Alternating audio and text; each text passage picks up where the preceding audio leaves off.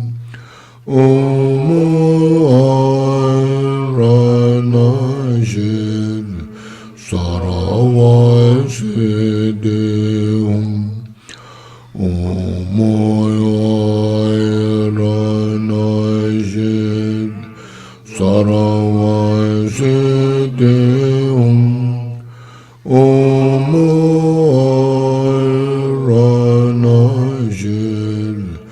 Saravai Siddhihum Umaranajir Saravai Siddhihum Umaranajir Saravai Siddhihum Umaranajir Saravai Siddhihum Umaranajir Saravai Siddhihum Umaranajir Saravai Siddhihum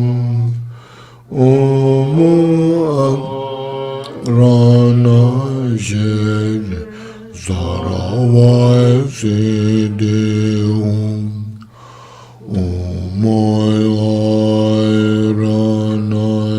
Umaranajir Saravai Siddhihum Umaranajir Saravai Siddhihum Umaranajir Saravai Siddhihum Umaranajir Saravai Siddhihum.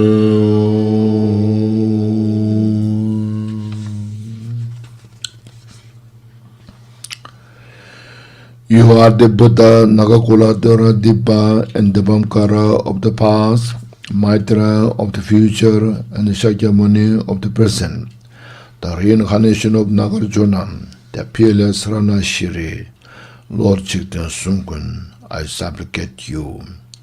You are the Buddha, Nagakula Paradipa, and the Vamkara of the past, Maitra of the future, and the Shakyamuni of the present, the reincarnation of Nagarjuna, the peerless Rana Shri, Lord Jigten Sumgon, I supplicate you.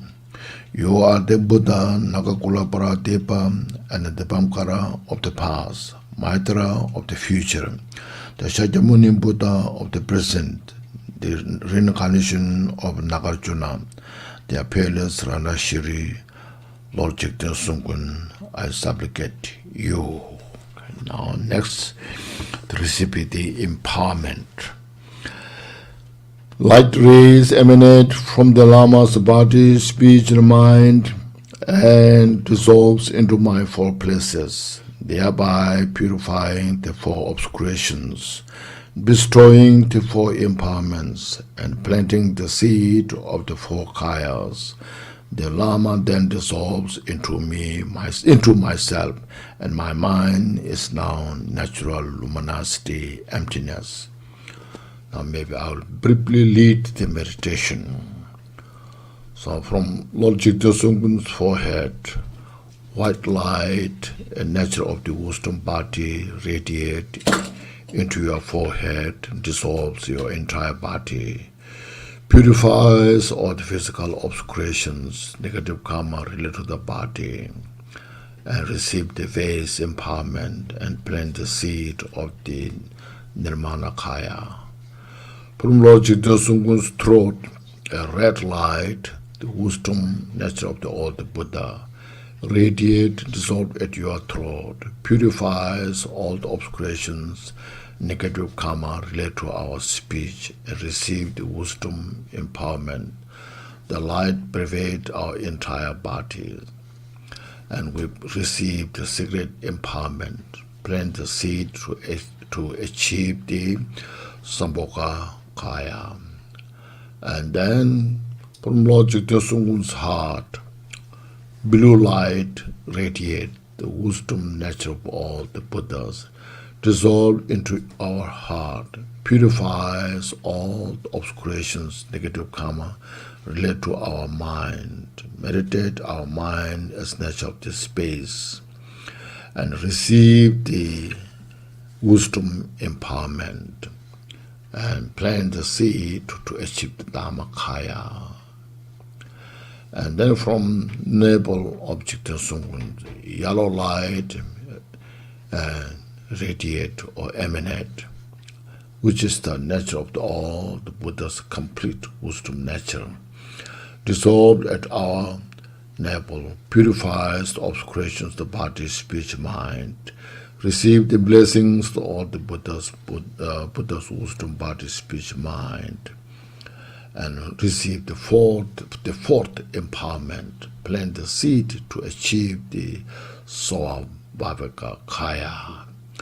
Then after this, Lord Jigten Sumgon, with the great wisdom, compassion, dissolve into light that dissolve into us from our forehead, pervades our entire body, speech, and mind.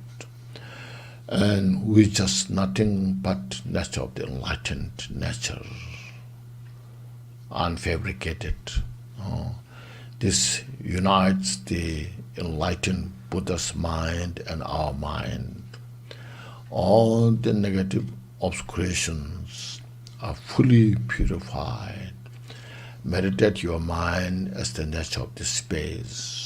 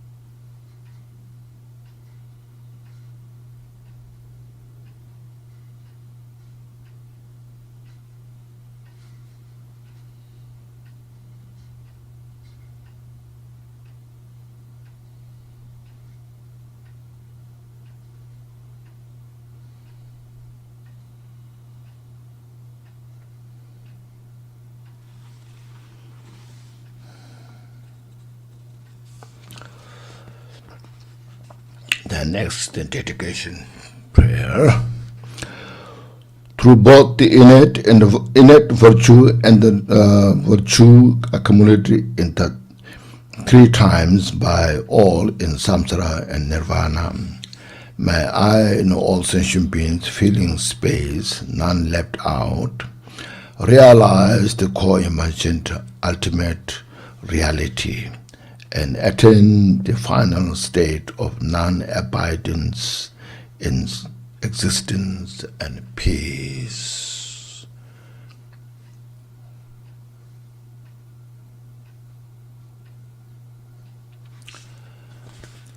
So if we could meditate on this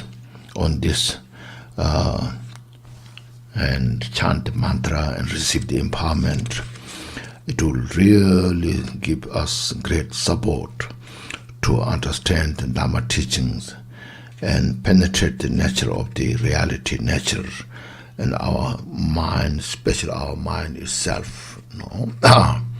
Because all that our mind then dissolved at the end, at the non-abiding state, the liberation of the mind, free from all the boundaries, and meditate there often, and in the morning, in the evening, and also like especially at the time of death.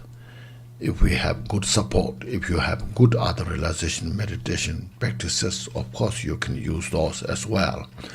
But in case this you can do, simply just is so concise, profound, short, and receive all these blessings, and your mind abide in that nature, inseparable of your mind and the Jigten Sumgon, which means all the Buddha's mind. and that is your own nature of the mind. And definitely it will bring great result.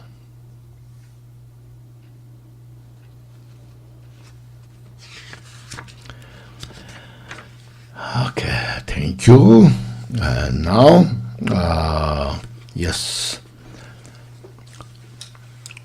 So this morning I related a short description, the second, third, fourth Vajra statement, which Buddha taught as it is, as the reality nature, not as something Buddha created. No, that's why it's called Buddha is not a creator. Buddha said, I explain you the reality nature, and you are your own responsible for liberation. Because we have the Buddha nature, and we have all the abilities. So connection to this, to all, I compiled one very short text. It's called Permission and Prohibition, their mode of abiding. Actually, we should say permission is the prescription, and prohibition is the proscription. These two words. Prescription is like when you see the doctor, medical doctor, then doctor will diagnose whatever problem you have, will prescribe you need this kind of medicine to get help. So same thing, Buddha prescribed all the practices we need to free from samsara, to achieve enlightenment. Prescription, okay. And proscription is we are suffering in the samsara. What are the causes of the suffering? So prescribe means don't repeat the mistake again. We have to go forward. Don't stuck there. Don't stuck in the samsara. And go forward. So prescription. So prescription and proscription, those two words are very, very important. The doctor can help us to diagnose and give us a right medicine, if possible. So Buddha, as like a doctor, Buddha sees all the nature of the samsara and the cause of samsara, and such great compassion. The Buddha was overwhelmed by the suffering of the sentient beings, and then taught the Dharma teachings. So how I can help to these individuals in the samsara?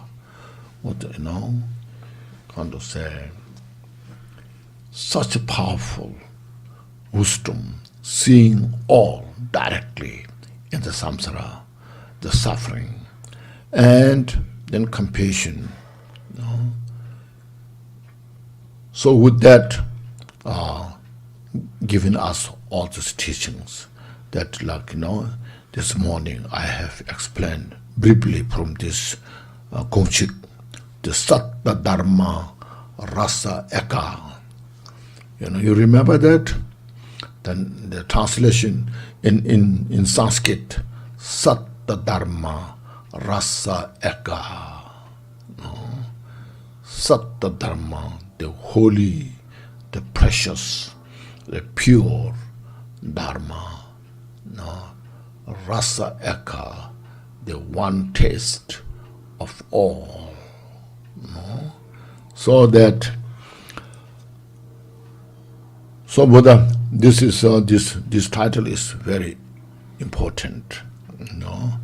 The prescription and proscription and their mode of abiding, how things abide, how things lie, as it is in the relative state, in the absolute state. So he's kind of some abbreviated but complete. So I'll read this and then we'll explain. It said, "May all be virtuous. I respectfully pay homage to all the Lama, to all the Lamas."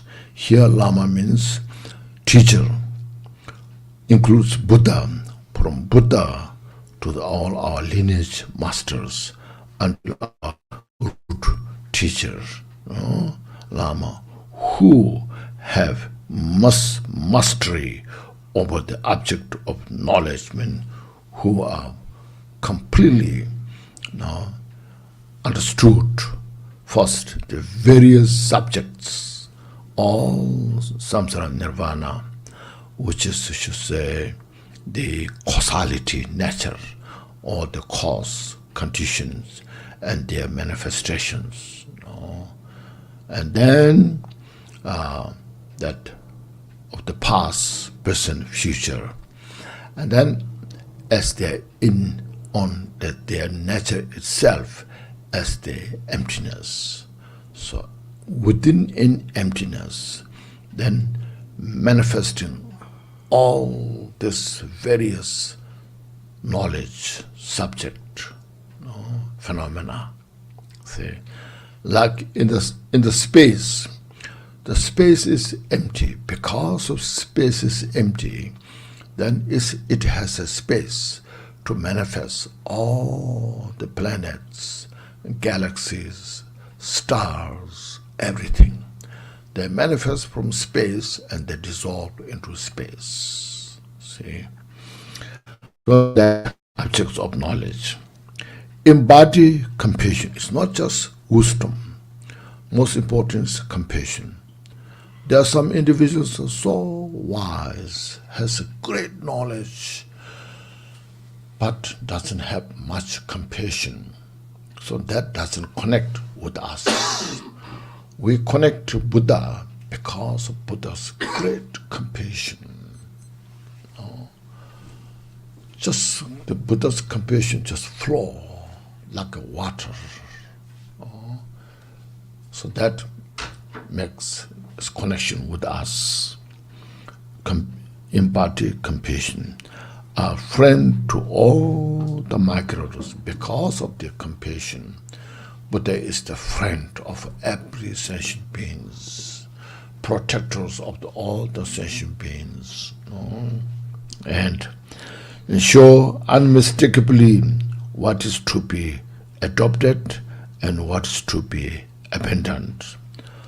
So out of wisdom then shows us the path without any mistake, pointing us the nature of the samsara, the cause of the samsara, and then how to get out of this step by step towards the enlightenment. That's true. All the cause of suffering. This is the cause of suffering. You should avoid prescribed. This is the cause for peace and happiness, and taught us how to practice prescribed, abandon. For you fortunate ones with a sincere interest in the Dharma and an open door of intelligence.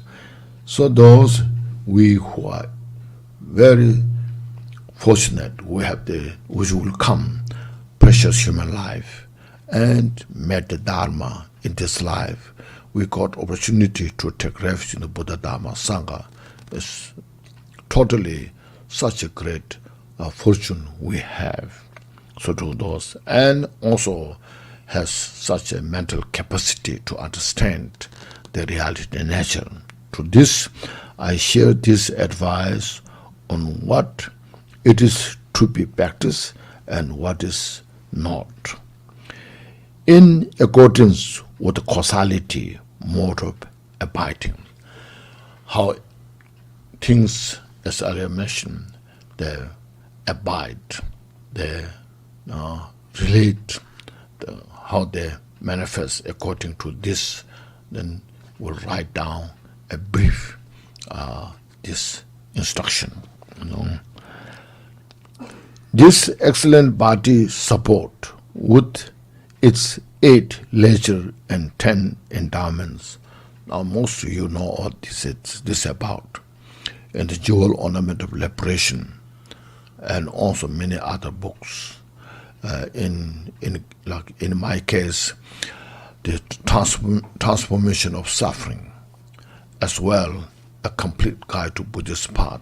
So those books. Then the advice by the Lama Sonam in these many precious books, I explain about this. The 10, the 8 lectures and 10 endowments.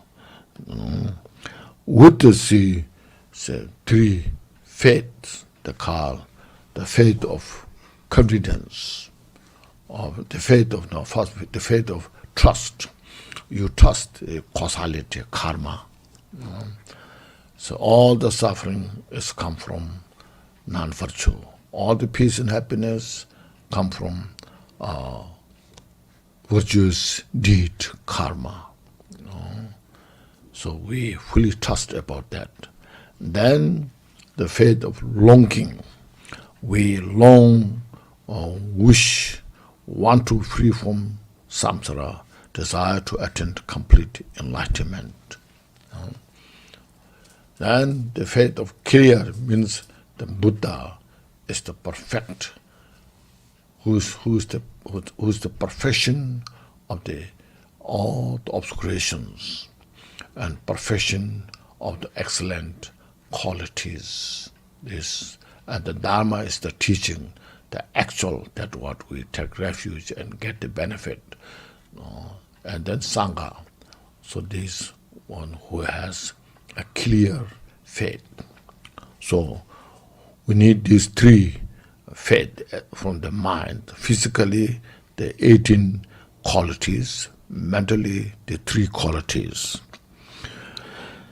Enables one to attain unsurpassable enlightenment. When we have that kind of conditions, then we have every opportunity, to see all the real nature of the samsara and the enlightenment, and then we can make effort to free from samsara, cause of suffering, and to achieve enlightenment, the Buddhahood.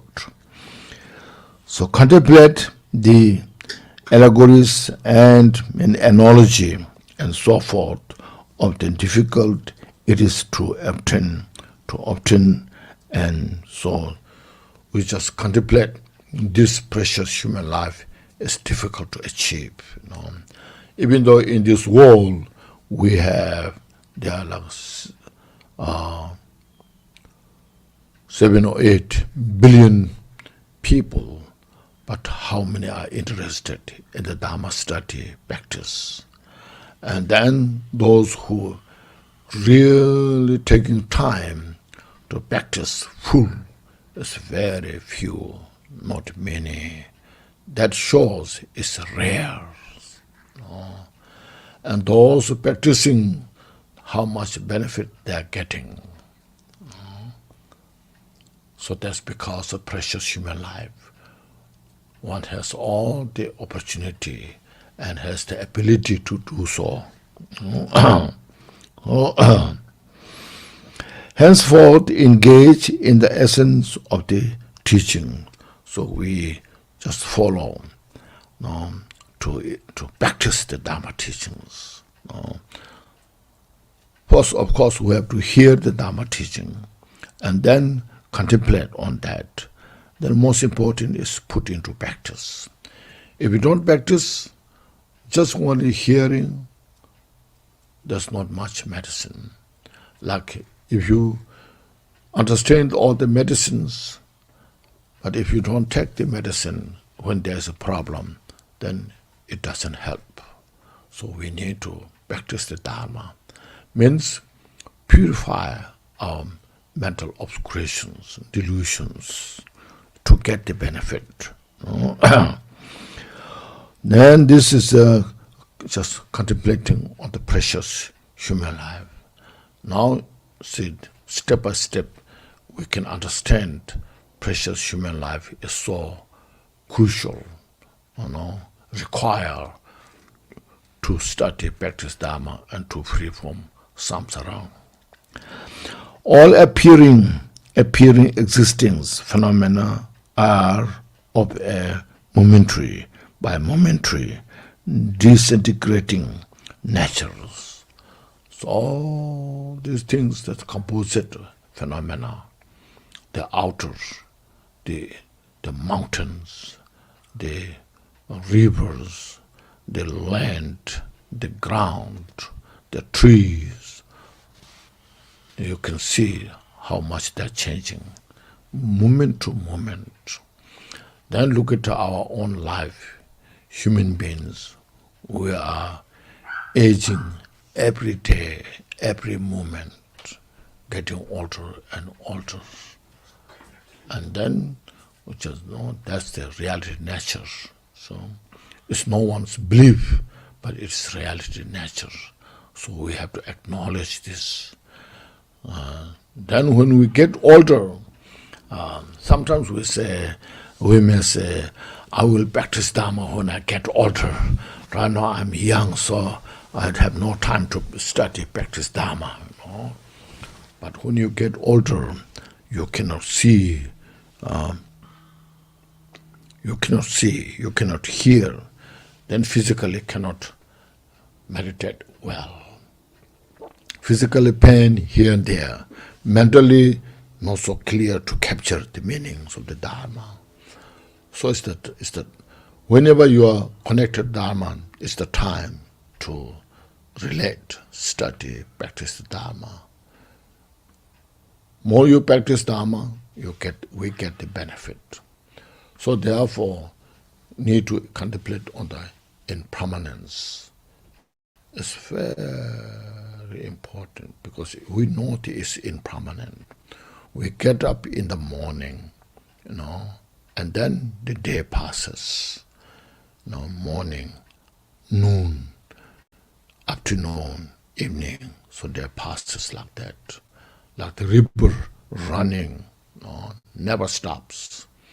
We're aging every day, every moment.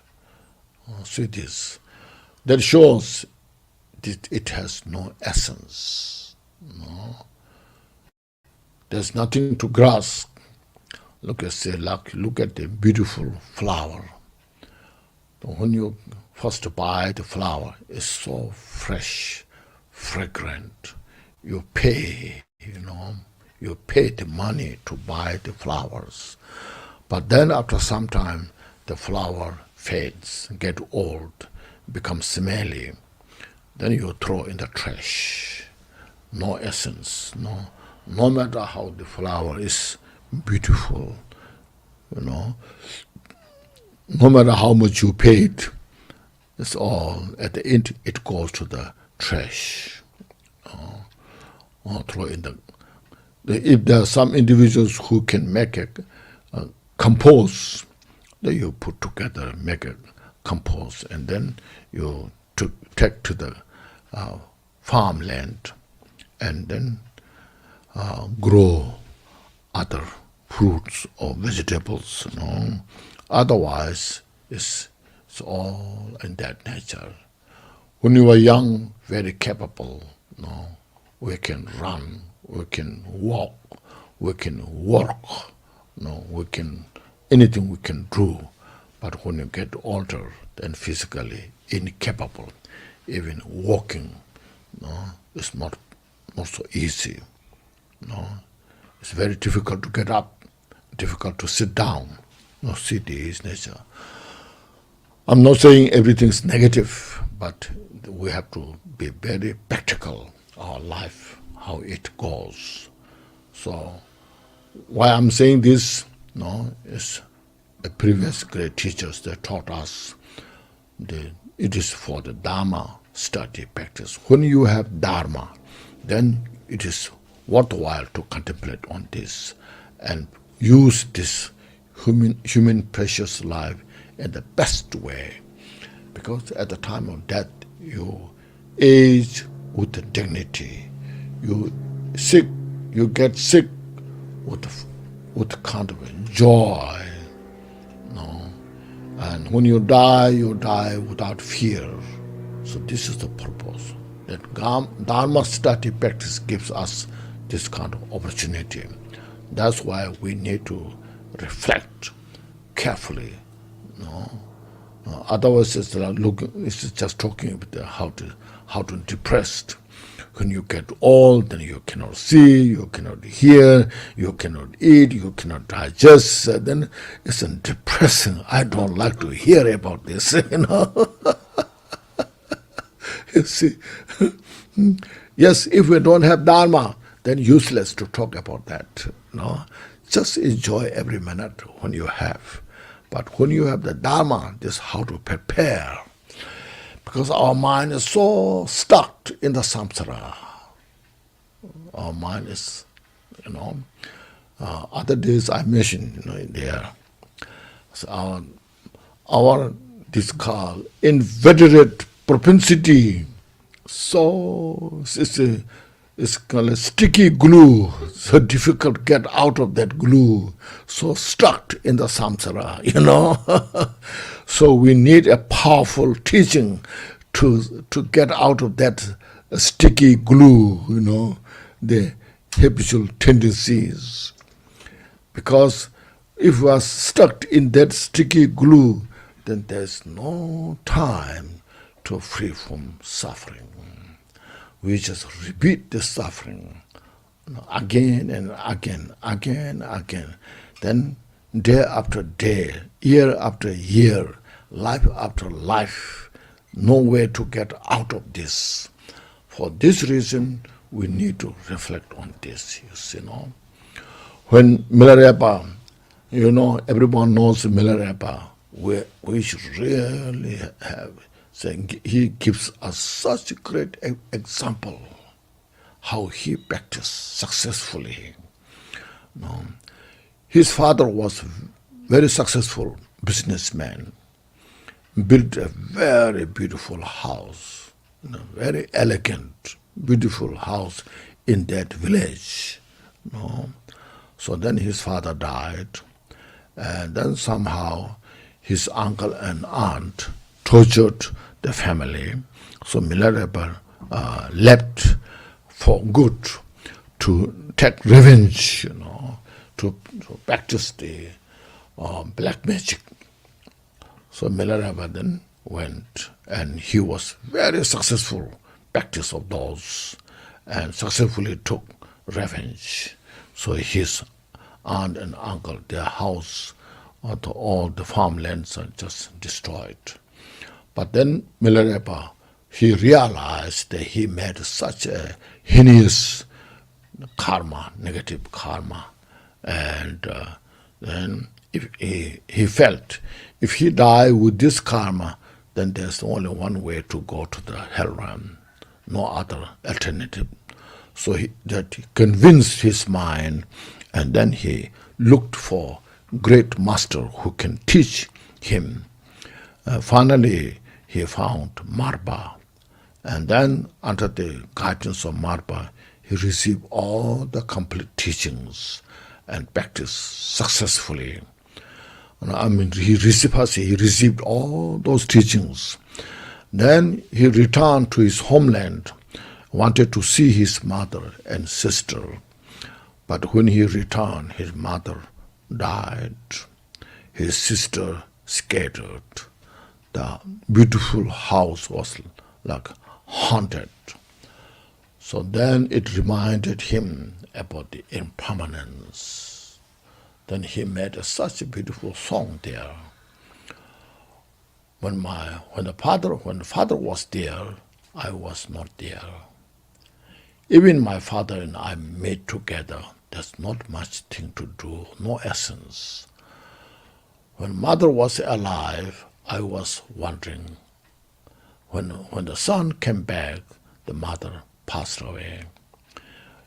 Even though mother and son meet together, there's not so much essence. When the sister was here, the brother is not here. When the brother come back, sister was wandering.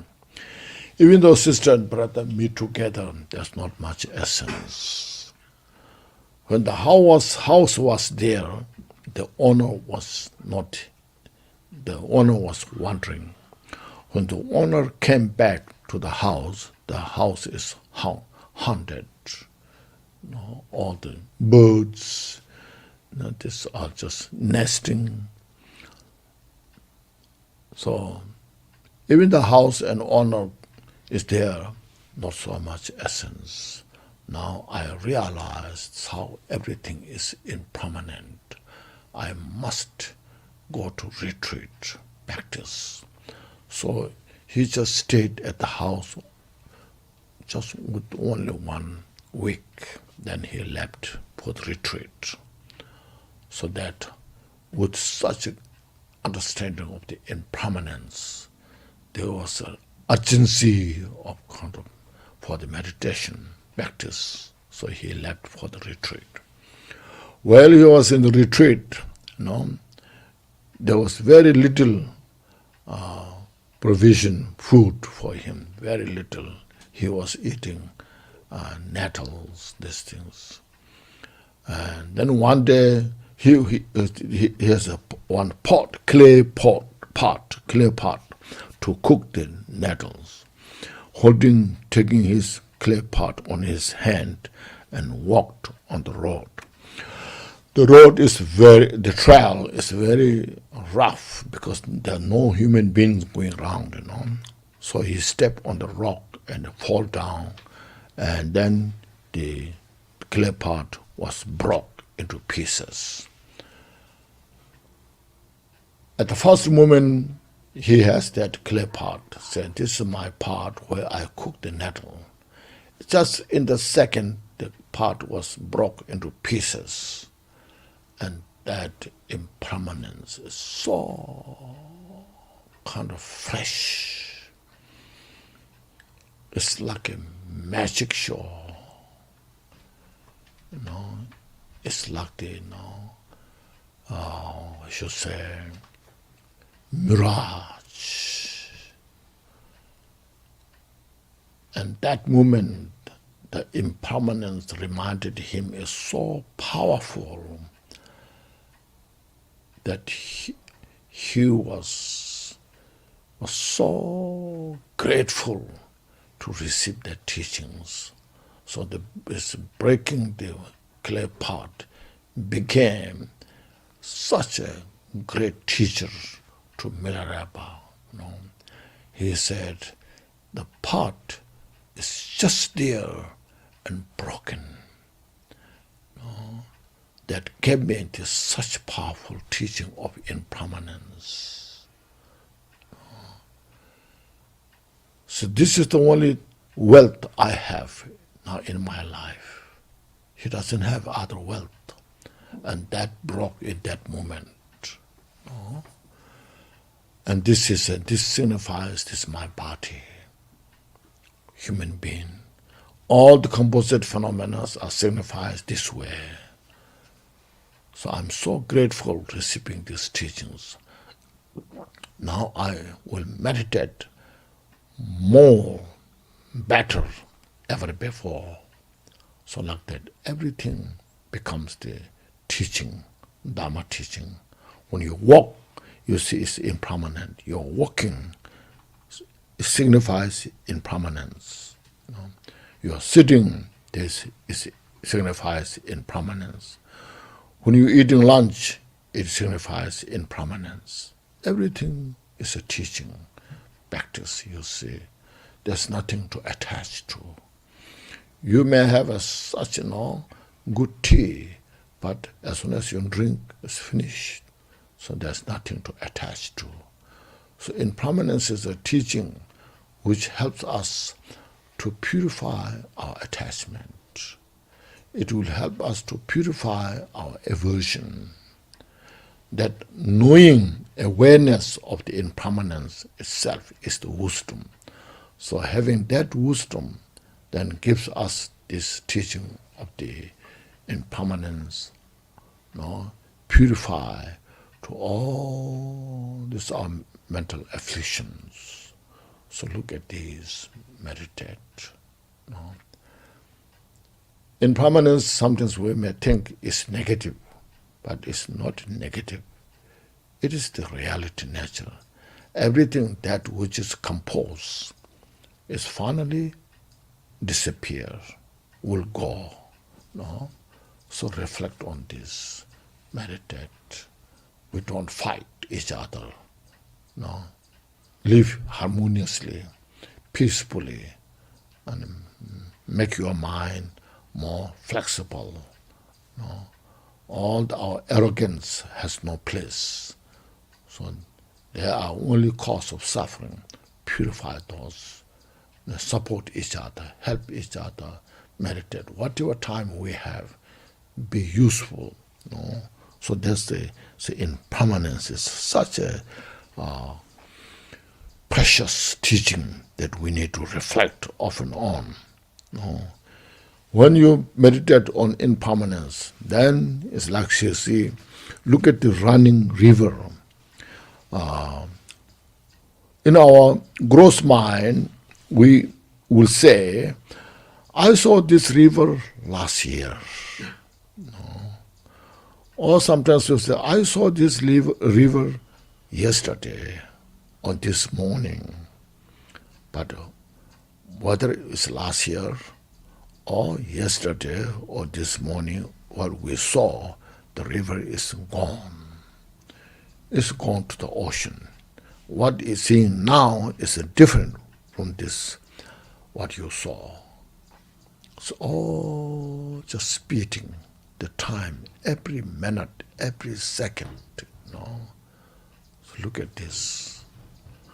So if we investigate in between now, past, now, future, past, and you don't find something is exist. Something is exist there. You cannot find something is exist there because it's just constant. So that the constant nature of the flowing, we don't find anything is exist. So that non-existent nature is emptiness. At the same time, you see the river. You see, inseparable, that what you see and what is non-existence is inseparable. So, but we need good meditation, relaxed meditation to find it. So impermanence is not a simple thing. It's very powerful. When you realize that you are born in this world, then we realize one day we'll die. When we realize one day we'll die, we understand the impermanent. Once we realize everything is impermanent, then as I mentioned like this way, you realize everything is nothing but emptiness. So see this nature, reflect. That's it. This is not something we believe. It is reality, nature. How it abides its own nature. See, so that's what's called the moment disintegrating nature. Know oneself and all others to be impermanent. So we should see we all in that nature. Myself is in that nature. We are in the same boat, others and oneself. Everyone in the samsara, human beings, non-human beings. Within this state, we all desire for peace and happiness. No one desires suffering. And then there's a sense of loving kindness, compassion.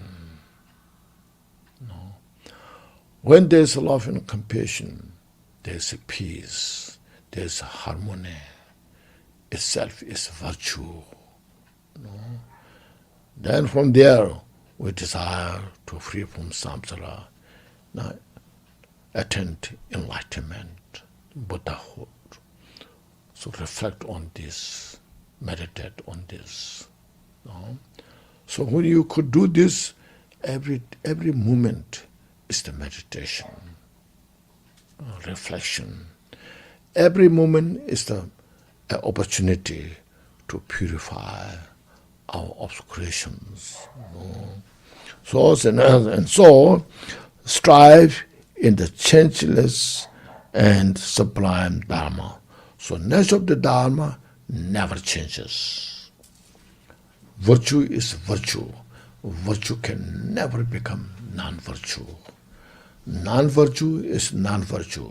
Non-virtue cannot become a virtue. It's changeless in its own nature. Impermanence is impermanent, always in that impermanent. Everything constitutes within the causality, interdependent, connected each other. Because of this, then it's called changeless, in emptiness. It's all, you can say, integrated, interrelated. So meditate on this. See, these all are just meditation. Follow into practice. There's so much teachings about impermanence, but this, what I said, are just brought into essence. You see, and reflect on this. That will help us to reduce our attachment, grasping, fixation. In the past, so many great teachers who have meditated on the impermanence in this way got such great benefit.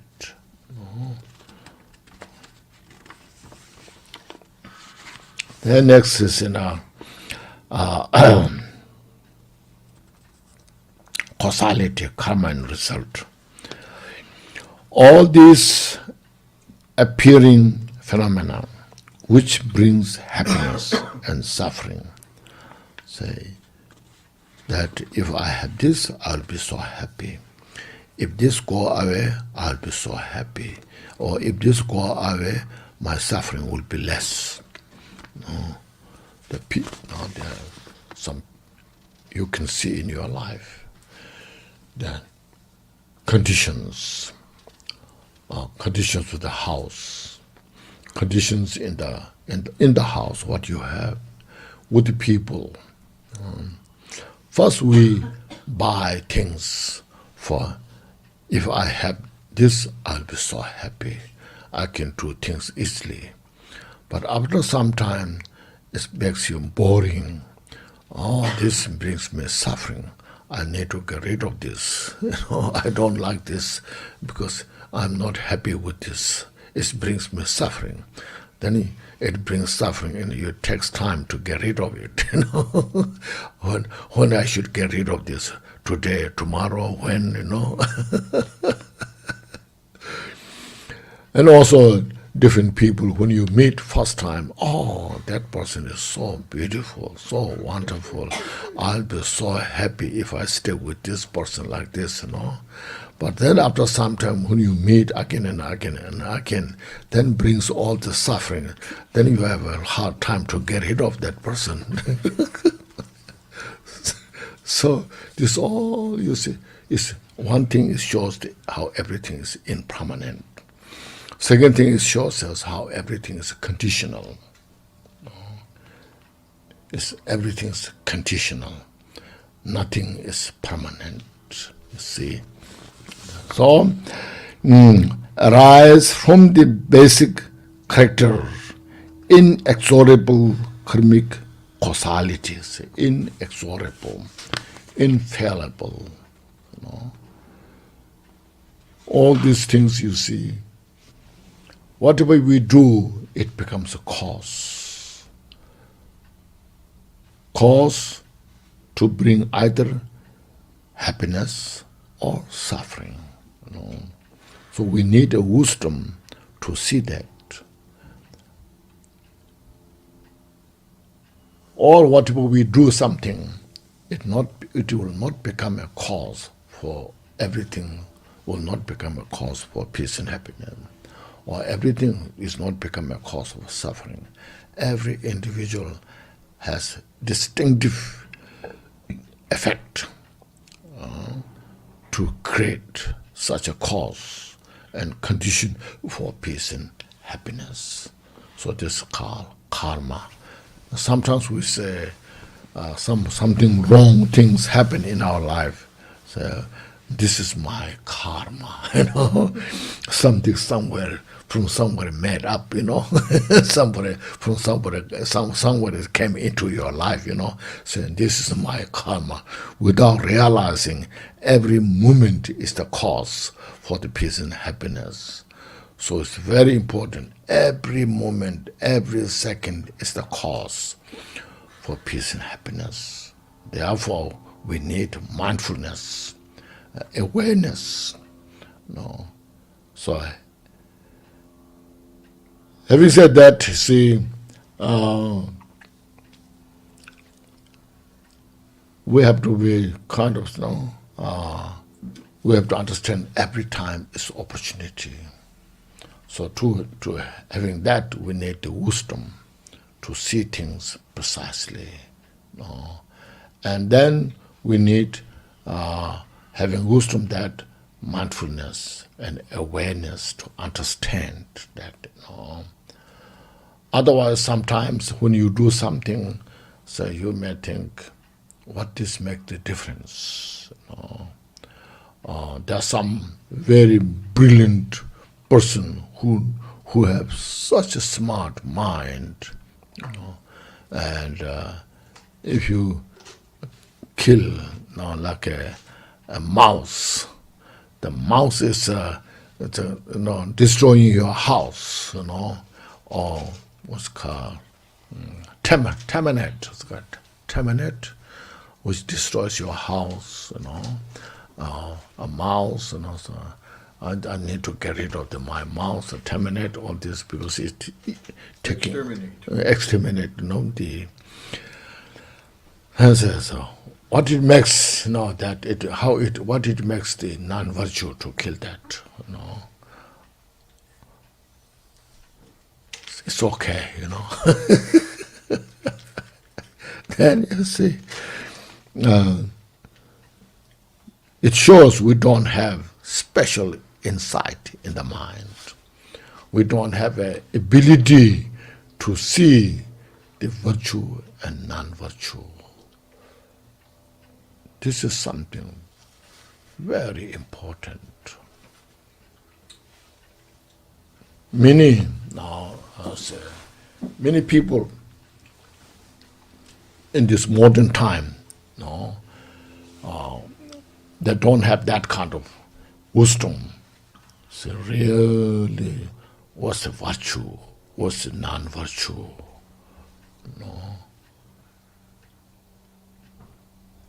It's very dangerous. When we understand the virtue and non-virtue, then there's a lot of space, opportunity to explain what is right, what is wrong.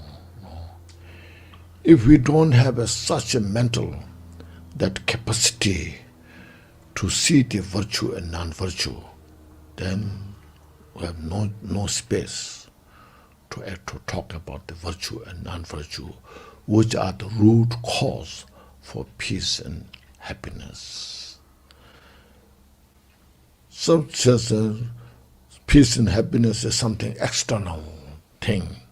You need that. Not realizing internally how to cultivate, create such conditions. So those who have understanding of the virtue and non-virtue is very precious. It's a great gift in our life to have that. Says, yes, it makes sense, relate to ourselves, and then to share with others. So there's 10 virtues, 10 non-virtues. So avoiding 10 non-virtues, just to say, like a rapper, these who those are the thieves. They call non-virtue, because even we have the law, so those who rappers, the rapperies, then they're put into jail, prison, like those, because it destroys the peace and happiness in the individual's life. So relation to this way to understand something, the virtue and non-virtues, meditate on this. As mentioned, it's not a religious belief. Those who are virtuous practitioners, it's nothing to do with the spiritual something. It's reality, nature. It's a practical approach, a way how to bring peace and happiness in our daily life. So we have to kind of pay attention on these things are very important. Otherwise, sometimes when you study Dharma, we look at a very profound philosophy, all those. Those are good things. But first we have to know in our daily life how to relate to our practical living life, what's called right livelihood. So, inexorable karmic causality. With a fully pure wisdom eye, so we need a wisdom eye to see that. Be unmistaken with regard to the acceptance and rejection. See, we need such kind of wisdom eye, what to accept, what to reject, what to accept and what to practice, or what to adopt, all the virtuous deeds, and what to abandon, the cause of suffering, physically, mentally. This is the, there comes also, you see, precepts, there, as this morning I briefly mentioned, this it's called lay precept. Then, novice monks and nuns precept, and full ordained precept. So the relation to this, just how important it is. I used to tell this story.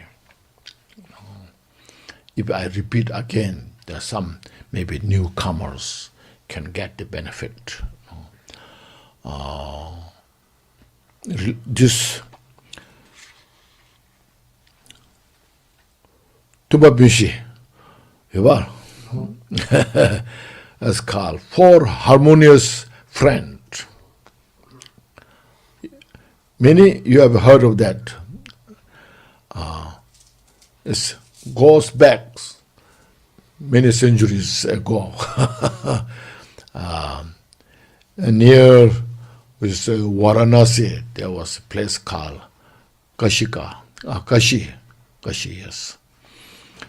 That time, I think it was a big state. There was a king, and then the people, of course, and a dense forest there. So in the forest, there are four animals. The monkey, first elephant, then monkey, rabbit, and bird. You see, there's a lot of, usually we have those painting or drawing, very popular. Sometimes they use as a gift, So these 4 friends. So in that area there's one spring water.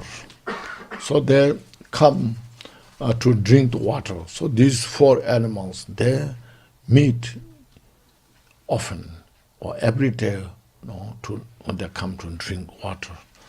So they meet, since they meet every day, they become a good friend.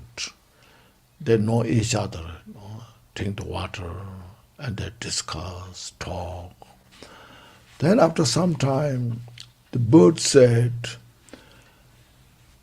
now we are so harmonious, we are so good friends, wonderful. Now if we know who is older and who's younger, then we can respect the younger one, the older one. Then the elephant said, maybe I'm the oldest, because there's a tree, look at the tree. The first time when I remember, the tree is my size. The elephant, the baby elephant, this maybe, no. Then the monkey said, in that case, looks like I'm the older, because when I remember, the tree has a few branches. The rabbit said, oh, in that case, I'm older. First one I remember, just only coming up from the ground, sprout, few leaves are just coming. And then the bird said, in that case, I'm the oldest, because I ate the fruit from other tree, and then I shed here when I came to drink water. So the seed from my shed is now fall on the ground, and from there this tree have grown. Okay, so you see the picture, you can see the big tree. Next to the big tree, you can see the elephant. On the elephant, monkey. On the monkey, rabbit. On the rabbit, you can see the bird. So that's how they become so very good friend and respecting each other so well. So that way, some years pass. Then the bird said, now we're so kind of peaceful, harmony, and maybe we should do, what we should do is we should keep the 5 precepts. And this elephant and they said, what are they? The bird said, not taking life, not stealing, not sexual misconduct, and not telling lie. And that time, of course, there's no alcohol, So say, let us trust the causality, karma, So let's trust this. So these 5 precepts. Then they all agree, that makes it better. It's more kind of respect each other, more friendly. It's much better. So they kept that, get used to that. They understood that, and it really makes sense. Real way how to make harmony, peace. Then after some years, then the bird said, no, it's not enough. We just keep them. It's selfish. We should share to all in the forest. Everybody in the forest, if they practice this, will be much better. Okay, how we should do that? Then the bird gave the wisdom. The elephant, you have a tongue. So you should take the responsibility, like tiger, lions, and all this who has the fangs, So you should teach to all those animals. And monkey, you have fair, so you should teach all those others who has the fair like you. Rabbit, you should teach like in your family, and they like the deer, so forth. And I will take responsibility to teach all the birds. So then they agree to that, and they're so happy to do that. And then they kept busy going around, sharing that wisdom to all others. And then the whole that country becomes so peaceful, And when that becomes so peaceful, then you see the rain falls in time. There was no drought. Harvest was beautiful, successful. Everything grows so beautiful. All the fruits of that country, that people of those animals can survive eating those all the fruit, because there was no drought, no drought, and so that power effect also felt people in that country, the king, the ministers, the people, subjects, everyone. So the king thought, that's wonderful. There's no sickness, no disease, no famine, no drought. Everything grows in time. So the king thought, because I rule the country with my compassion, because of that. All the people thought, because we kind of so obedient with the king. Whatever king said, we followed. Because of that, this may be. Otherwise, who could be, So then inside, in the mountain, there was a great meditator. For many years, he was meditating there, has the clairvoyance, can see things. So then that meditator is called Rishi. He told to the people in the country, these all wonderful things, what is happening, good weather, no drought, no famine, all the fruits growing perfectly, all the harvests growing perfectly. It's because in your country there are 4 animals, friendly animals. It's because of their deeds effect. So they all know the king and all the people so curious what they did. And then the meditator explained to the king and the people in the country the 5 precepts. So then everyone is so inspired.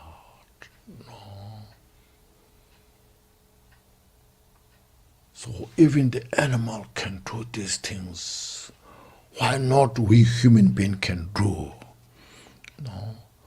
So then the king told all the people to follow this 5 precepts. So for many years, the country enjoyed all those prosperous, luxurious life, happy, peaceful. So this is, you see, this is the account. This is the one story. So there are many. Now we are so So they're saying, the Pastor Shoshu said, they're saying, this whole planet can provide enough what they need. The whole planet can provide enough what the people need in the world, what they will need, But the whole planet cannot provide to satisfy even one greedy person. The person who is so the greedy person, if he owns this planet, not satisfied, he will look another planet, so more planet. So otherwise, what we need, just food, clothes, to live this life, to sustain this life, and live harmoniously, will be so peaceful. So that we learn from this story. That's what's called causality. Inexorable causality brings the effect in the world. What we do, what we get. You see, it's such precious, these things. So there are a lot of other stories, but this is just one example.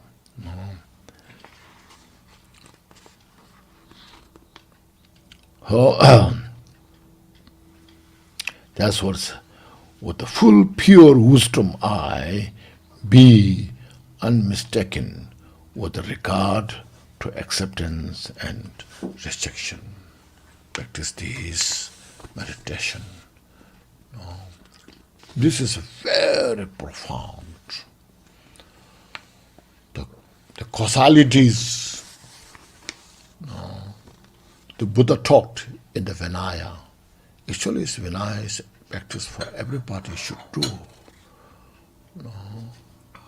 It's all about the causality. The, as mentioned, the prescription, what is Buddha prescribed, what to do, what the Buddha prescribed, what not to do, based on the causality. It's not just monastic discipline, it's the discipline to every sentient beings. Sometimes we say, we are not monk and nun. We can do this. Then when you come to the suffering, we won't say, we are not monk and nuns, so I can suffer.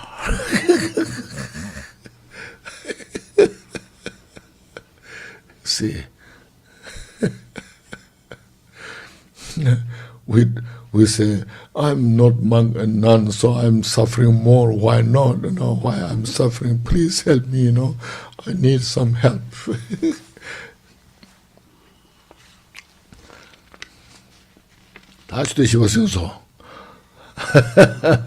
Time flies.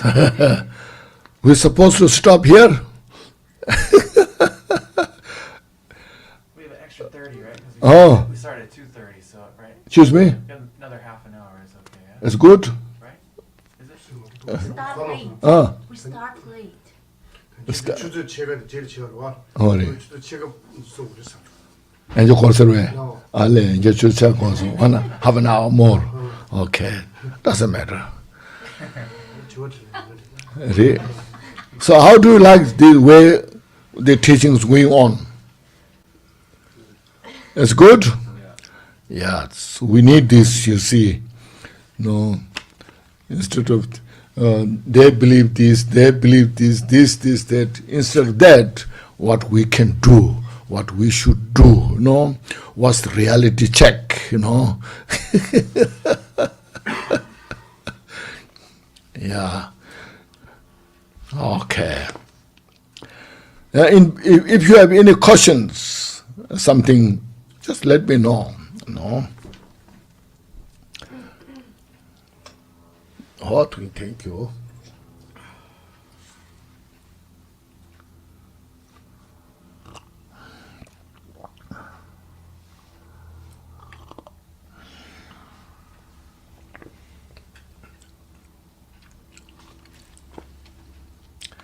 Looks like everyone is realized. There's nothing to ask, any questions. So I'm very happy to see this, you know.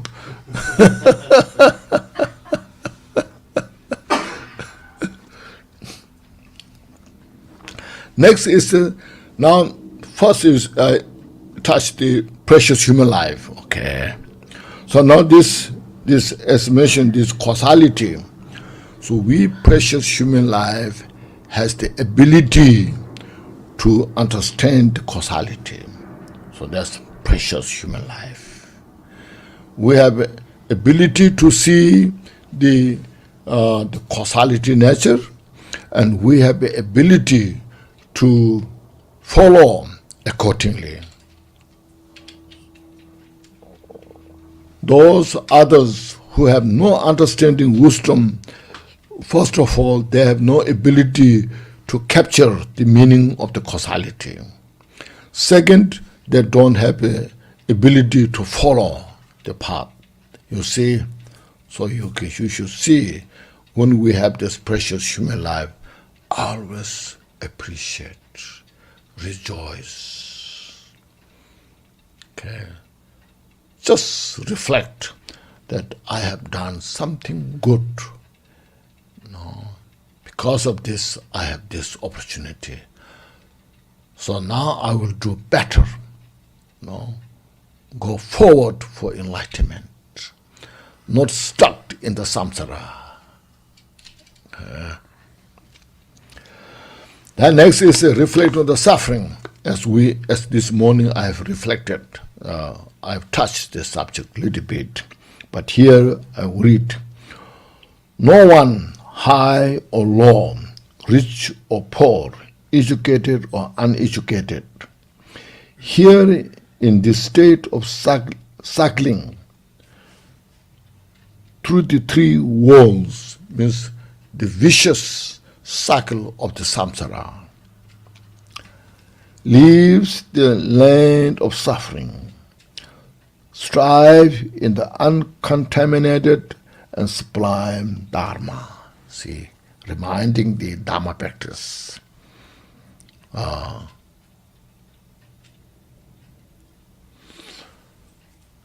Just as a human, in the human realm, actually we have all the 6 realms of suffering. Just reflect, you see. I have related that few times, but just to remind, no.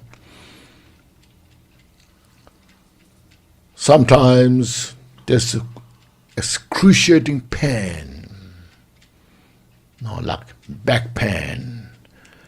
There's some people inject in the spinal, you know. Have you heard of that? No. Pain is so much you cannot handle it, so there's some people inject this in the spinal so that there's not much pain. So like that kind of thing, such a pain physically. You know. So you try everything. Sometimes mentally tortured so much. Like the suicidal, those are mentally tortured. No? So those doesn't discriminate, those rich or poor, educated or uneducated. Sometimes we say ignorance is a bliss, you know. When you are ignorant, then you cannot think so much. One time, yes, I was talking about the suffering. There came one man, you know, he said, when you talk about the suffering, we are suffering more than the cat in the house. The cat is sleeping, so joyfully, in the sofa,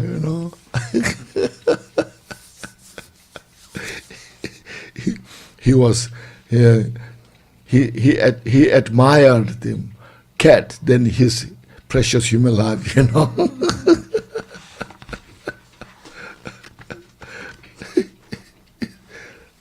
So what a kind of wrong thing,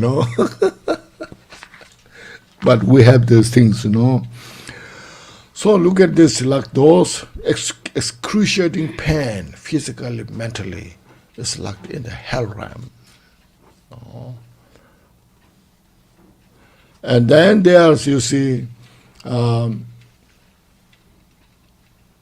you feel very stingy in your mind.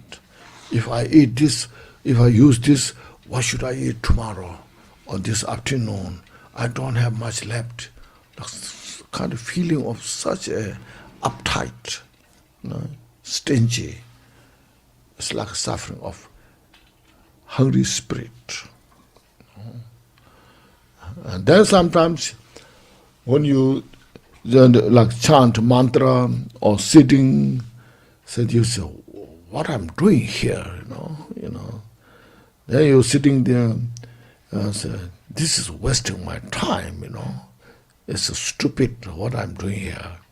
It's like the animal, Doesn't make sense. So mind follows like that. And we human beings, as you see, we're aging. As I mentioned, when you age, then you cannot see precisely, clearly. You cannot hear the sound. You cannot taste the food as used to. When you're young, the foods are so delicious. It's called scrumptious, But now you don't experience the scrumptious nature of the food. It's like food is just dull, dull. But you eat anyway, just to live. So like this, aging, then decaying. Like tree, if you look at the old tree, then there's not so many leaves there. So then you see that time when you don't have dharma in your life, then it's so depressing, You work so hard in your younger life. Day and night you work hard to make life easier, so successful. But then when you get older, this all decays. That's why I work so hard,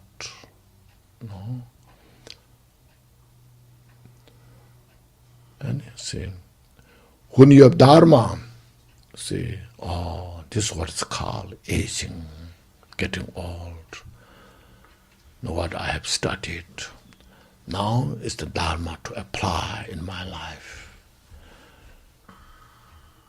My youth, when I was young, I was very talented. I was beautiful, but now no longer. My face is wrinkled. It's called grimace. You know the grimace? What's that mean? So we follow into that. And frowny face. Then there sometimes we go to surgery, It's called plastic surgery. Try. Sometimes it works, sometimes it doesn't work. When it doesn't work, then it's, looks awful, worse. So we say, oh, this you can see, it's very obvious, very clear.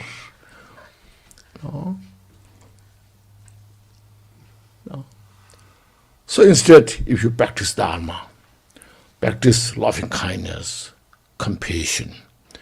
When you practice love, compassion, bodhicitta, you are always beautiful. You are always respected. People love you because you express your love, compassion, bodhicitta.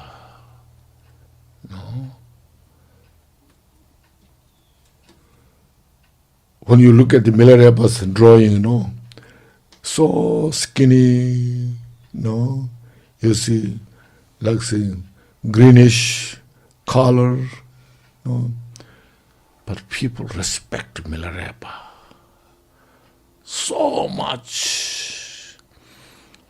We don't say, oh, he's a skeleton, we don't like him, we don't say that. But just say, Milarepa said this, Milarepa did this. That shows the inner, these qualities express to others for joy, peace, happiness. So we need to focus on this.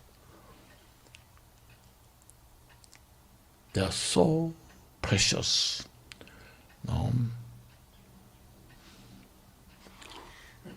There are two questions that came in. Excuse me? There are two questions. Two questions, go ahead. What are they? Okay, so one is, they said, Dear Rinpoche, our home is eating. Huh? Sound a little high a little bit. Yeah, their house is being eaten. My hearing aid is not good. Oh yeah. You want a mic? Okay. Will this reach? Yeah, mic, mic. Yeah, thank you.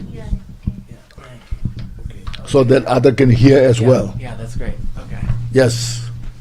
Okay, so they said their house is being eaten by termites. Knowing fumigation will kill many termites' lives, they're hesitant to do this, and they were wondering if you could give them some guidance here. Dire? The Guidance. termites, Guidance. the bugs eating the wood inside their house. Yes. Yeah, what to do about that? Yes, that's the dilemma. Yeah. There's one more.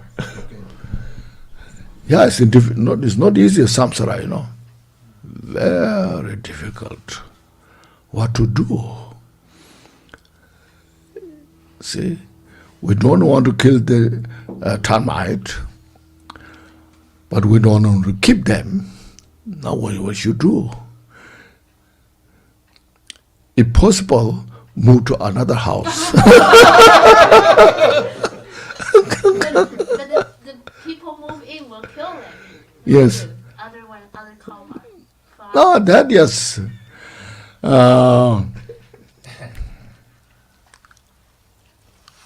That's another dilemma, Yes, So that's why first very important to keep our mind. See, our mind, individual's mind, my mind is responsible for myself.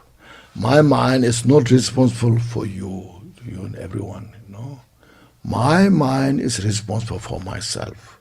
So I have to, since my mind is responsible for myself, I have to be very careful what I do. First, in the first place, it hurts. If I make mistake, it hurts myself. No one else care. And then, if I do good things, I get the benefit. No one will take away that. There's no need to fear. Okay? So, we should understand that. And yes, first we invade the land, others, and then they come to invade us. So what we should do? Some people say the ants. They say ant is coming on, digging all the now. So first we invaded their land, So now they're coming back to, so what we should do? Either we should kill them or let them kill us. So this we have to, I don't have a direct, clear answer for this, but we have to, individually, we have to contemplate carefully. So we are the responsible for ourselves. What's the next? Okay, the next one is a question about with Alzheimer's. Alzheimer's disease. Alzheimer's, and how can they free themselves from suffering? How to free themselves from suffering? From suffering. Alzheimer's. What to practice? Yeah. Again, that you see, Alzheimer's disease you used to have in the past, but it's more and more coming.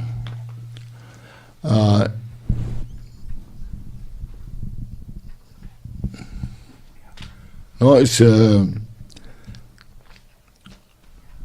I think it's, first of all, Alzheimer's, dementia, Alzheimer's, this, due to, I think, many cases, I should say, not all, many cases is due to hectic life. Our life is so hectic. A lot of things are also deadline, and so then there's a lot of what you call anxiety, and then sometimes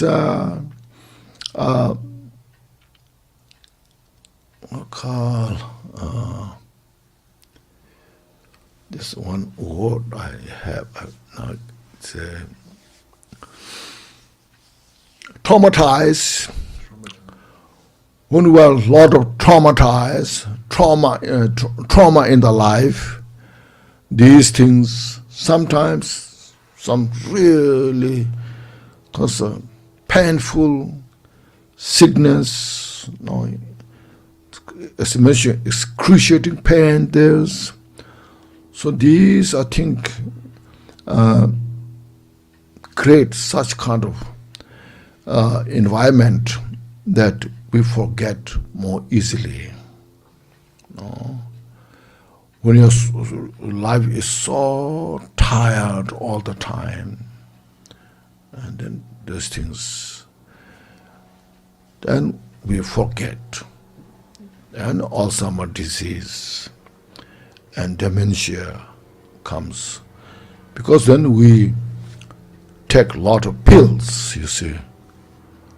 So pill like I think like this sleeping pill.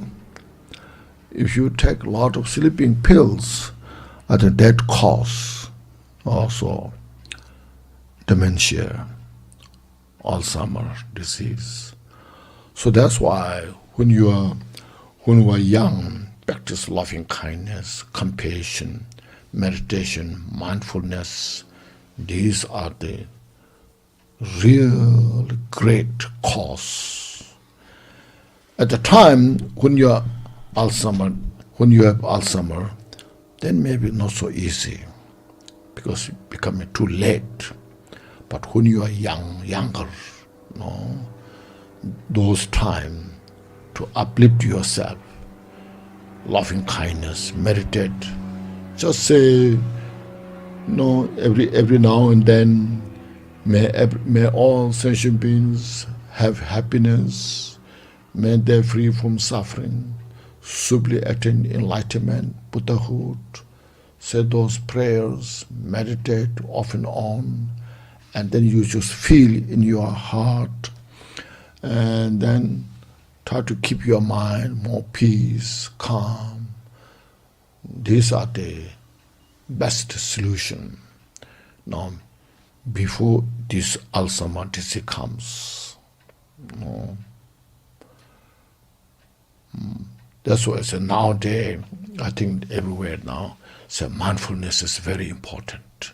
So then everyone encourages to practice mindfulness. There's a lot of distraction, you see. The smartphone, you see. Then some people not only one smartphone, maybe two, one here, one in the pocket, you know. Then it's just difficult to catch up each and every there. Then there's a lot of distractions, all this, and then you forget. Then sometimes you forget your keys in your hand, and you are looking for key, you know.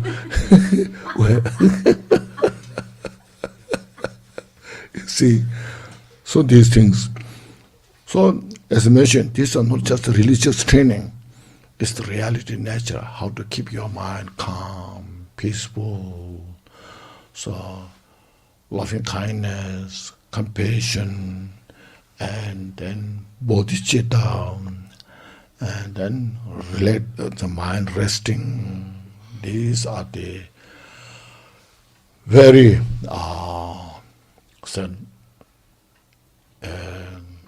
very good cause to reduce Alzheimer's disease, you know, dementia.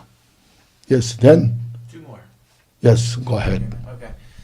Okay, the other question is, how do we know what practice is right for our level? How do we know what practice is right for our level where we are? If they don't live close to a Lama, how do they know What practice? What's best for them to do? What's the best cause? Specifically for each person? If they don't know what to do, like what practice to do, how do they know what is best for them at the time? Best practice, you choose what's the best for you.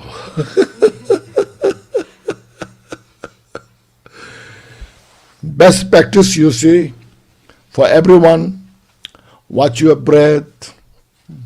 Beginner or senior, anybody, you know. In the morning when you get up just when you get up in the morning, breathe in all the blessings of the enlightened beings, those who are compassionate nature, those who have great wisdom. So breathe in all their good qualities into you and pervade your entire body and mind. And breathe out all these negativities of your mind and the body. Do this 3 times and relax. Take few moments, you know, do this. Then as I mentioned, during the day, off and on, just reflect. As I want peace and happiness, as I don't want suffering, may everybody have all the peace and happiness. May everybody free from suffering, including those individuals who hate me, who create obstacles to my life. May they also have peace and happiness. May they free from suffering. Everyone may achieve enlightenment, total enlightenment. When you suffer, my suffering that I have, which gives me this great pain, difficulties, have a sufficient power, ability to purify all the suffering of the sentient beings. So these things you can do in your daily life. No. Then as far as they are chanting mantra, visualizations, that is, you can choose whatever you like. But what I said, this thing is general, that everybody can do.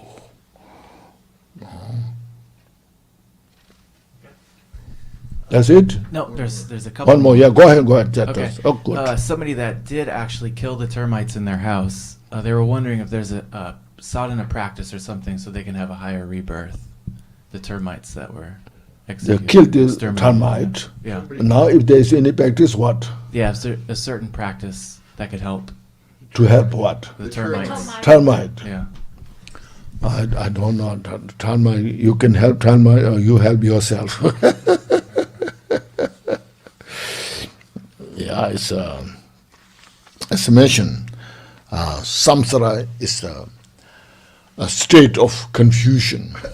Okay, we should understand that. Samsara is a state of confusion. Very difficult to get out of, you see. Our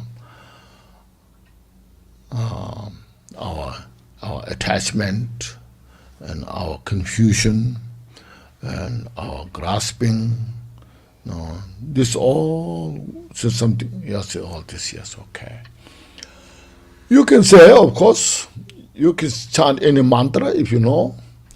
May this termite and may everybody, including this termite, free from suffering, no, free from that kind of life, may be born in a better life, say born as a precious human life. You can say those prayers. It doesn't hurt, you know. If it doesn't help, it won't hurt. So those prayers. So it's very difficult. You know. Then what else? Any? Yes. That's it? No, there's more. One more, yes, go ahead. Just one more? Yes. Okay. It was about stinginess. If somebody is poor and they can't give very much, they're kind of asking, kind of about that, about stinginess, and, Yes. but being poor and not being able to give much. Yeah. You can say, you can see. First you practice. They're saying, everyone, I think everyone knows, giving is receiving. Giving is receiving. So you give is not wasted.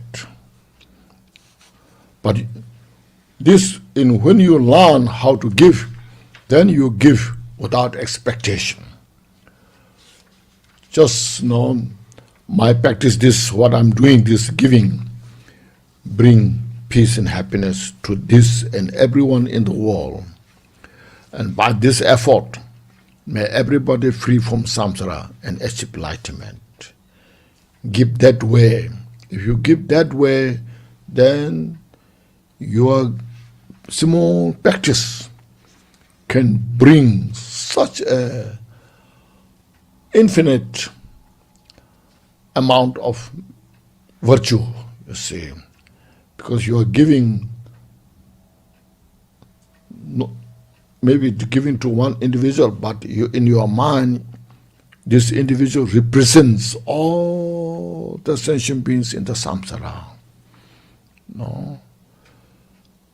So because that I give this small amount, may everyone have all the peace and happiness. May everyone free from suffering, and they may achieve total enlightenment. You just dedicate that way. No expectation, no reward. No. So you first, those stingy one, first give small one, not too big. If you give big, then you may regret it. I gave such a large, no, I don't have much, So give what you can, a penny, a few bucks, okay. So just give what you can, and then dedicate. Then you just rejoice yourself. I'm so fortunate I could do this. So every time when you do this, you rejoice. So then you inspire to give more and more, relaxing, and That way you are giving, first of all, you are practicing the, So then also, see, if you read the Madhyamika Avatara, Chandakirti said in that, in that text, the world, everybody needs the wealth. Without the wealth, there's no happiness. Happiness is come from the wealth. The wealth is come from the practice of generosity. Said, you see. So in Buddhist business is practice of generosity. More you give without expectation, but out of bodhicitta, no attachment. If you give, then you see, just as mentioned, to achieve enlightenment, and that you are providing all what you give, it brings the joy, happiness to others' life.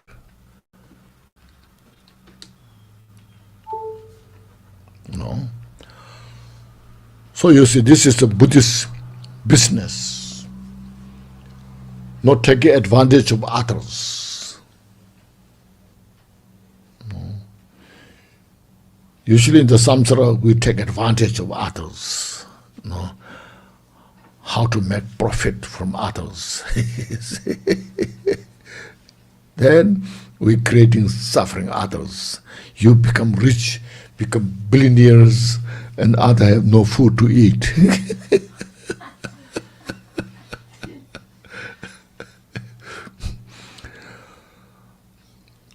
So it's sharing. Buddhist giving means sharing what you have. The king shares what the king has to his people in the country. The rich people share what they have to the poor people, So it's such a beautiful practice, Then everyone has something, to their life. See, otherwise, some are so rich, billionaires, and some are so poor, even they have no food to eat lunch. It's too extreme. So there's no happiness, there's no peace. Even those billionaires, they have so much, but when they see people who have no lunch to eat, how they can live their life? They are so rich and the others have no food to eat. How they can enjoy their life? Not so practical,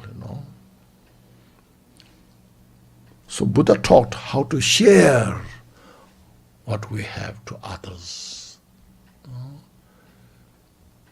Okay, any more? One more. One more, yeah, go ahead. How details on what and how to purify. How to purify what? How to purify themselves the best way. How to purify. How to purify what? Yeah, purify themselves through Themselves. practice. Yeah. So maybe make a big bathroom, then take shower, purify.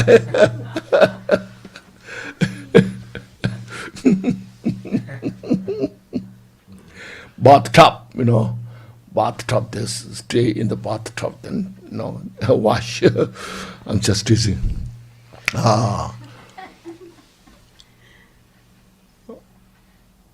First, look at the mind, what kind of limitation you have. Then reduce those, as I mentioned. Look at the impermanence. Everything is impermanent. If you have strong attachment, they just say there's nothing to attach. Reduce the attachment.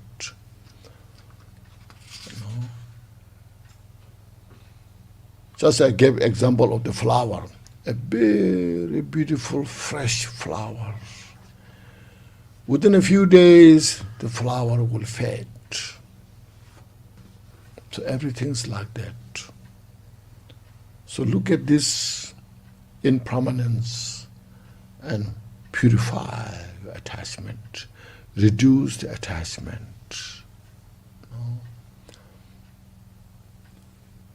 And our body, you see, so we are cherishing this body so much. It's just a skin. Underneath the skin, some flesh, then blood. Under the blood, the bones. There's not so much essence is there. No? It's all just nothing.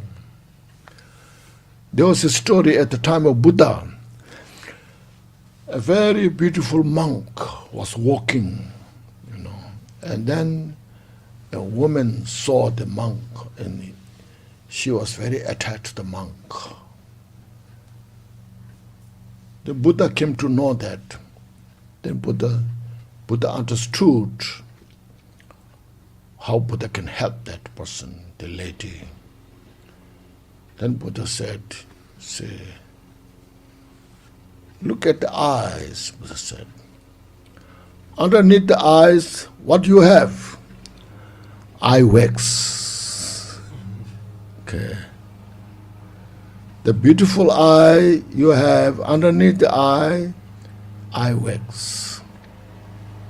The beautiful ear you have, inside the ear wax. The beautiful nose you have, inside the nose, the nostril. All the, coming in front of the nose,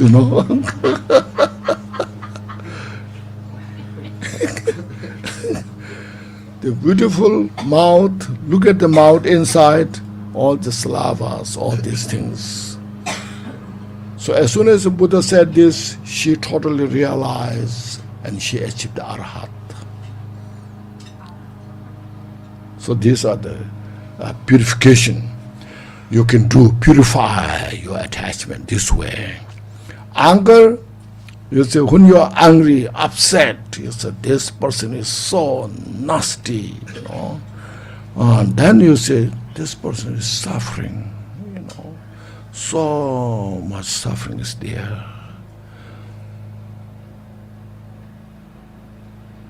So I don't have to give suffering. The person itself is full of suffering there. So look at that. The person desires to free from suffering, but full of suffering. So I am, as a Dharma practitioner, I have the responsibility to help that person.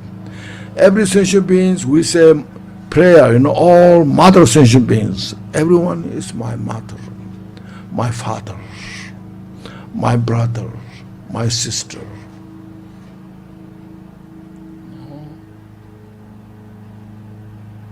So that way, practice this loving kindness, compassion.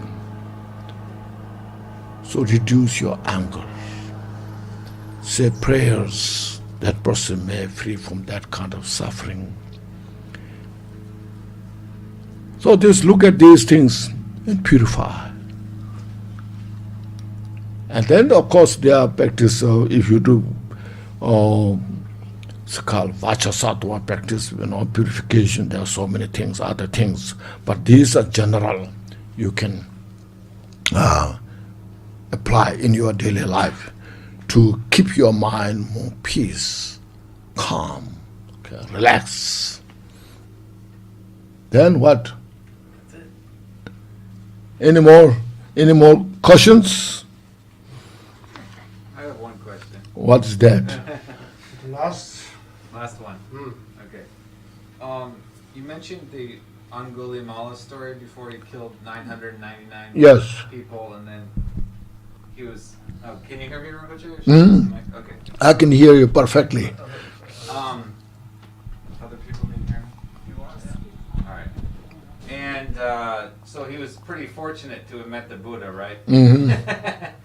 get He the wa- arhatship in 1 month. Yeah, he was, yes. I'm just wondering how, because Buddha taught some people Mahayana, some people he taught to become an arhat. So would that come from the person's own side, or would the Buddha have just decided, oh, this person becomes an arhat? Or how is that decided, actually? That is not that complicated, you know. It's called, if you know Tibetan,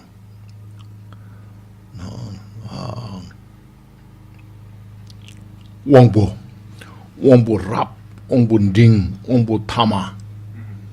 You know, it's called the capacity of the individuals who can digest the about the amount of the teachings, how they can digest, and the inclination, the interest. There's so many, the elements of the mind. So Buddha can see precisely. So Buddha gave teachings according to their capacity, what they can capture. This Buddha doesn't give randomly, without without knowing, so you take this, Buddha gave exactly that person what that person can need, what they need. Yeah. Eventually, everyone has to become Buddha. From Arhat, Sharavaka Arhat, Partik Buddha Arhat, slowly, they have to attain Buddhahood because they have Buddha nature. Buddha nature is the ultimate, because the seed, they have to achieve the Buddhahood.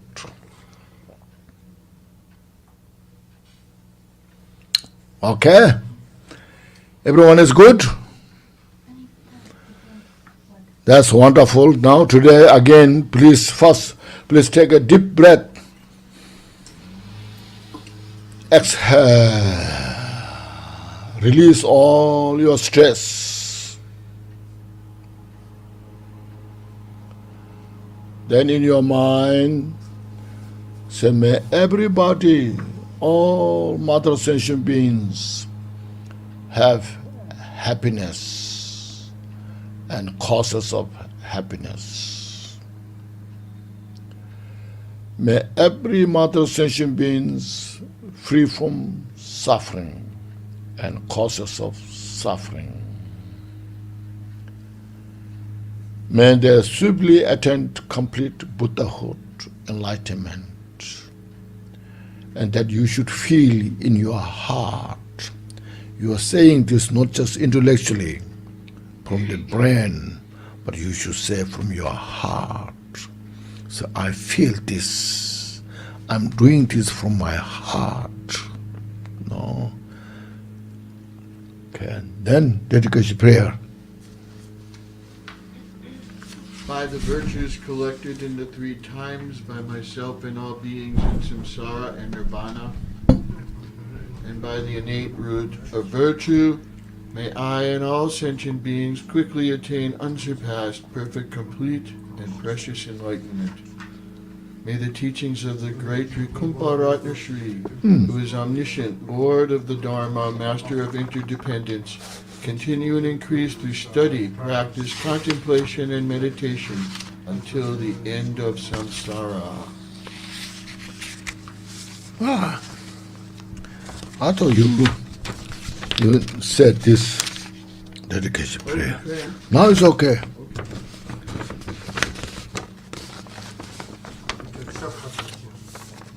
Thank you, everybody. Thank you. Okay, please relax. Okay, sleep with these all teachings. Okay, don't leave all the teaching on your cushion.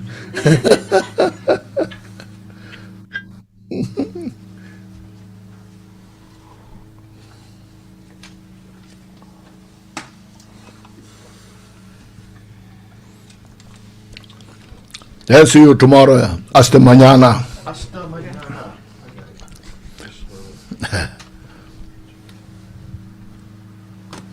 Thank you, Rinpoche.